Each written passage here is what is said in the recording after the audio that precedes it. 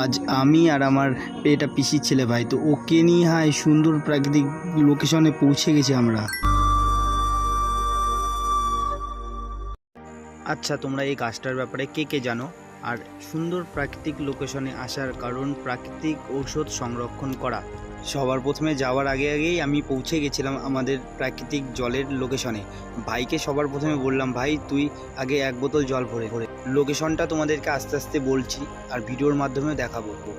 সবই বিধাতার সৃষ্টি, তারই দয়ায় পাতাল বাবার সৃষ্টি। জলের আর এক নাম জীবন, সেটা হয়তো আমরা সবাই জানি। তাই ভাইকে বললাম, চল ভাই এখন উপরে যেয়ে বসবো আর তৃপ্তি করে বসে খাবো। খেতে খেতে আমি ভাইকে বলতে লাগলাম তার ব্যাপারে কিছু পুরনো কথা। একটা দুটা কথা বলতে বলতে 100টা কথা বলার পরেও কিছু কথা রয়ে গেল ভাইকে বলা। রুচি আমার কথা মতন আমার সঙ্গ দেওয়া, তারই কিছু কথা কবিতায় যত্ন করে তোলা। সুন্দর প্রাকৃতিক দৃশ্য পার্ট 2।